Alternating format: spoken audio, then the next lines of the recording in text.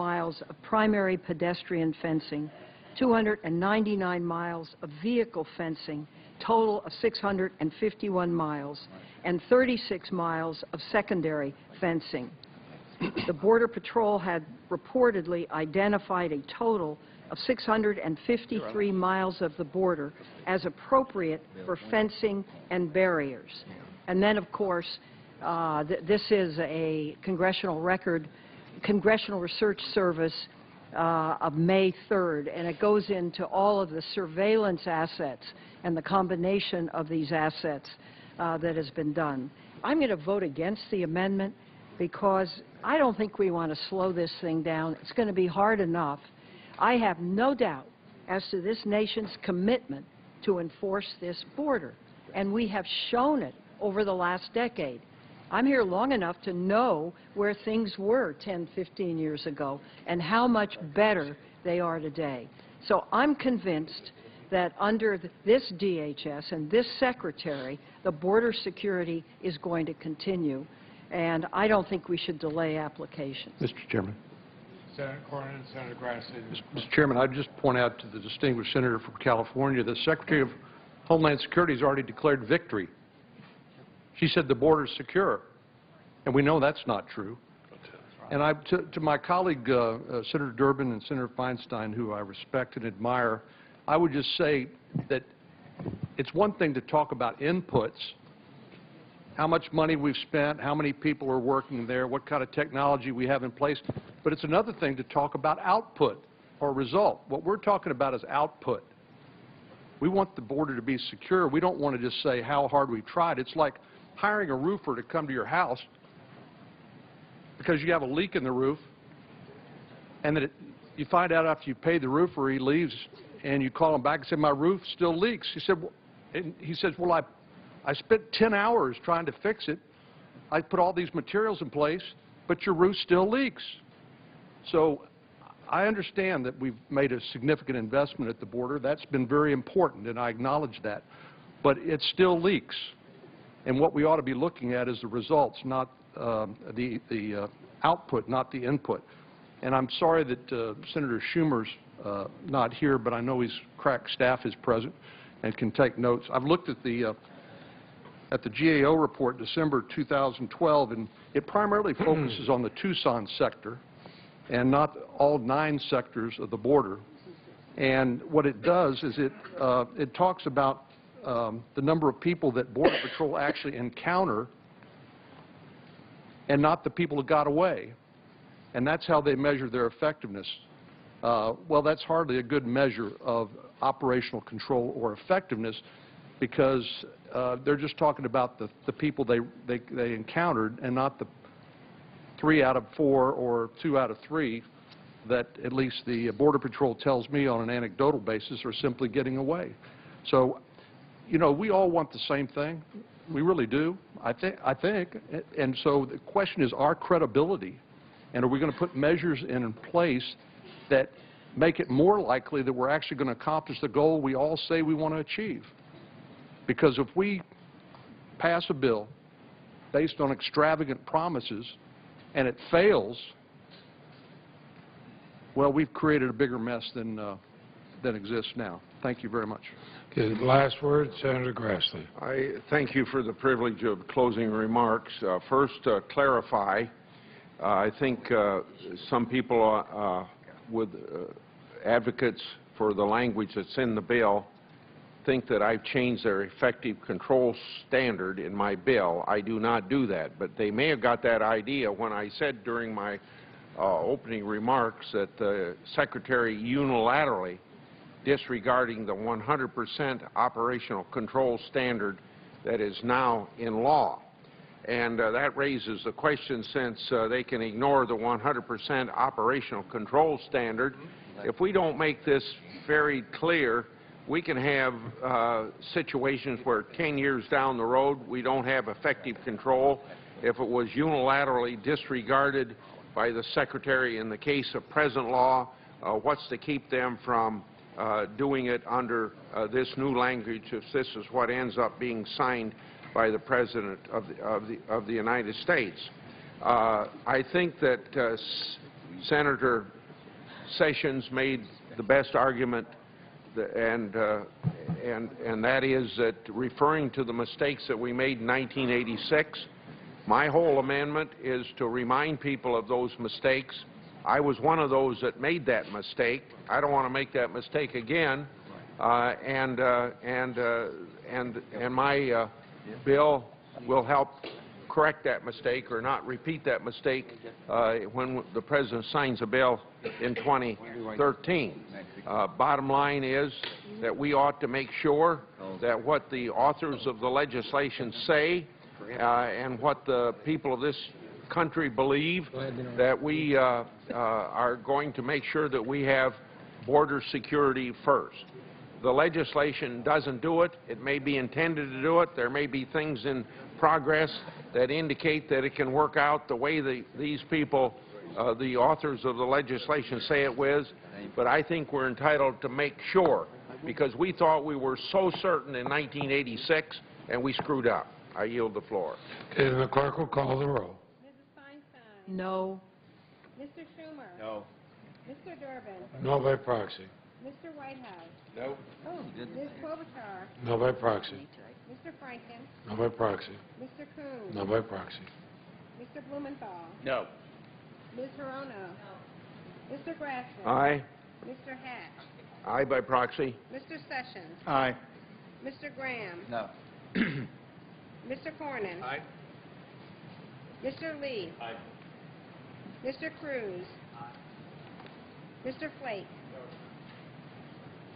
Mr. Chairman. No. And note, Senator Durbin was no in person. Mr. Chairman, the votes are 6 yeas, 12 nays. And also that Senator Franken was no in person. The amendment is not agreed to. And Senator Schumer, you have an amendment. We doing two? Yes. Okay. Mr. Chairman, thank you. And this is named Schumer 2. This just refers to the funding of the border security and immigration enforcement resources. And here what we're simply doing is making sure that all the expenses in the bill are fully funded by the income that the bill brings in. This is to make sure that this bill does not incur any costs on the taxpayers. It makes it revenue neutral. And we had to do that given the Budget Control Act and given the way the appropriations caps and other things work. We worked with those committees to make sure that it was done this way. And I can get into details if people have questions. But basically, there are two pots of money. One in Section 6 provides startup costs to implement the bill, repaid by fees that come back later. The second provides funding for the people, the personnel who are going to have to process the initial people, again, repaid rather quickly by the funds that come in later. So what we're basically doing is setting up two pots of money that have initial startup money, and it's repaid by the fees that both the companies pay when they get new workers and by the immigrants who become RPI pay in terms of their fines as they go through the process. We estimate, we don't have a CBO estimate yet, we're working on it, they work in their own mysterious ways, but it is our own estimate that actually we will have a net income, a net plus in terms of that the fees and the fines will exceed the costs in this bill. Senator Grassley. Well, I've already pointed out where the add 1 0 is a technical amendment to have $1 billion added to what was in the original bill for startup costs. I don't know where this will end by the time it gets to the President's desk as far as cost is concerned. So I'm going to have some questions for Senator Schumer. It appears that you're adding $800 million to startup costs and another $3 billion in new startup account. Does your amendment increase the cost of the bill by $3.8 billion? No. No? It does not increase the costs. It simply sets up a pot of money. simply sets up a pot of money early so we can begin implementing the bill, because it's over the 10-year period that the fees come in, and it's forever, but it takes a couple of years before the H-1B visas and others where the companies pay fees, those monies come in. It does not increase. We have not increased the cost a nickel here. We've just set a way of starting the bill going, getting it paid, and making sure we repay. Is this deemed emergency spending outside of the budget process? Yes, it is emergency spending. That was the only way to do this, and almost everybody. You can listen to the comments of everyone around the table. We have an emergency here. We have millions of people crossing the border illegally, in my view, taking jobs away from Americans. We are losing business and losing companies because people who should be coming in here and can create jobs and create companies are not. I would say this is one of the most emergency situations America has. You know, you've got a whole basis, I'm sure, for what you say this money's needed, but what are the cost estimates based on, and has the department shared figures with you that raise the issue of raising additional money? I didn't hear the second one. Has the department shared figures that justify, or where are you getting the estimates? We consulted OMB, we consulted DHS, and we also consulted some outside authorities as well to try and get these numbers to be as accurate as possible. Since I'm so interested in the E-Verify program, why does your amendment now include $750 million for the E-Verify program, and what specific costs are associated with that expansion and implementation? Okay, on this area, I think you would agree. We'd like to get E-Verify up and running as quickly as possible. So this is simply an advance to start E-Verify running, and it will be repaid when the fees and everything else come in. We don't want to wait 5 years for E-Verify to begin being set up. Well, you understand that we have a voluntary program now that people are using, and I'm not acquainted with costs associated with that. Well, what we're doing to prevent the card from being forgeable that you use is having a picture component. So if I were to show up and say I'm Chuck Grassley, they could see that I'm not, to your credit. Excuse me. Okay. I think I'm going to vote against this amendment. I'd urge my colleagues to. I won't ask any more questions. You want a roll call? Mr. Chairman, I think, Senator Schumer, that you do have a budget violation which would have to be funded through an emergency. But as I hear what you're saying, this will eventually be paid for, and you have language that guarantees that the money will be used to pay for the initial cost. And all right? Great Leon is going to give you the sum. Secondly, if you don't know how many people are going to come in, how are we going to know how many fees are going to come in? And we have tried to make our estimates to be as, and I hate to use the word, conservative as possible. In other words, we have made it clear. Did you feel the tremor in the room at that point? Good Lord, please don't strike me down. What we've tried to do, in other words, is make sure that if anything, we have a surplus, and we believe we do. Well, at some point you need to have an estimate of the number of people, and we're going to get to that before this bill is passed. I'm going to tell you that. American people are going to know how many people are going to be admitted if this bill becomes law. But one more thing. Wait, can I just add one more thing to that? I found the site here. This is section 6C, which says if we don't meet the funding, which we believe we'll do with ample, they can raise the fees in places to make sure we meet it. We are going to be budget neutral no matter what. And can you tell us exactly what it will pay for? What are the main things that this money will go for? Paying for things that many on the other side support, increased border security, paying for mandatory E-Verify, paying for an exit entry system, as you know now, We check you biometrically when you come into this country, but if you're on a 30-day visa, we have no way of knowing whether you're going back out and whether you have gone back out. That costs money. And then there's all the administrative costs of processing all the people.